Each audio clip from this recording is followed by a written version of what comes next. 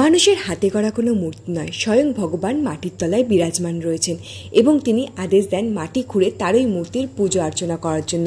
তারই আদেশ মতো মাটি খুঁড়ে তারই বিশাল মূর্তি উদ্ধার করা হয়। আজকে আমরা চলে এসেছি নৈহাটির মাদ্রাল হনুমান মন্দিরে। আমরা হাই রোড হয়ে এসেছি, তবে যারা ট্রেন লাইনে আসবে নৈহাটি বা কাকিনাড়া স্টেশনে নেমে সেখান থেকে অটো বা টোটোতে মাদ্রাল হনুমান মন্দির যাব বললে একদম হনুমান মন্দিরের সামনে নিয়ে যাবে। এখানে ঢুকতেই তোমরা প্রচুর ডালার দোকান পেয়ে যাবে এবং এই দোকান থেকে তোমরা সমস্ত কিছু পেয়ে যাবে। আর অন্যান্য জায়গার থেকে সত্যি বলছি অনেক কম দাম ডালার দোকানগুলোতে।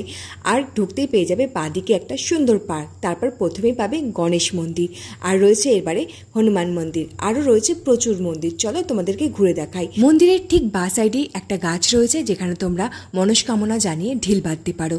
আমরা যেই টাইমটায় পৌঁছেছিলাম তখন ছিল ভগবানের ভোগের টাইম, তাই জন্য আমাদের কিছুক্ষণ সময় দাঁড়াতে হয়েছে। উপর সাইড থেকেই আমি ভগবানকে দেখাচ্ছি, দেখো কত সুন্দর অপরূপ দৃশ্য বজরংবলীর। এই বিরাট বজরংবলী কিন্তু এইভাবেই বিরাজমান ছিল মাটির তলায়, একে কিন্তু হাতে করে একেবারেই বানানো হয়নি। এবার ধীরে ধীরে নিচের দিকে চলো যাই। যাওয়ার সময় সিঁড়ির উপর সাইডে পড়বে ঘন্টা পিটিয়ে তোমরা নিচের দিকে চলে আসবে, মন্দিরে প্রবেশ করবে। মন্দিরে প্রবেশ করার সময় অদ্ভুতভাবে এখান থেকে জল বেরোতে থাকে, যাতে পা ধুয়ে তারপরে ভগবানের সামনে প্রবেশ করা যায়। তবে এই জল কোথা থেকে আসছে, কিভাবে আসছে তা কিন্তু কেউ জানে না। আর কি সুন্দরভাবে যে পুজো হচ্ছে, ব্রাহ্মণরা খুব সুন্দরভাবে পুজো দিচ্ছে। বাইরে রামসীতা ছবির সামনে রয়েছে সুন্দর আরতি করার ব্যবস্থা, এখানে বসে ভোগ খাওয়ার ব্যবস্থাও রয়েছে। আবার তোমরা কুপন কেটে বাড়িতেও নিয়ে যেতে পারো মাত্র 51 টাকার বিনিময়ে। মন্দিরের পেছন সাইডে রয়েছে বিশালাকার পার্ক, পার্কে ঘুরতে পারবে তোমরা, অনেকটা সময় কাটাতে পারবে এবং বাচ্চাদের খেলার জন্য রয়েছে প্রচুর রকম জিনিস। খানিকটা হাঁটতে হাঁটতে তোমরা এখানে আরও দুটো মন্দির পেয়ে যাবে। সোজাসুজি রয়েছে ভগবান শিবের মন্দির, তার ঠিক ওপরেই রয়েছে মা অন্নপূর্ণার মন্দির। ভগবান শিবের দর্শনের আগে শিব ঠাকুরের কাছে তোমাদের যা যা মনস্কামনা তা নন্দীর কানে বলে দিও। শোনা যায় যে নন্দীর কানে বললে নাকি ভগবান শিব সেটা খুব তাড়াতাড়ি শোনে। তাই নন্দীকে প্রণাম করার পর ভগবান শিবের মন্দিরে প্রবেশ করলাম।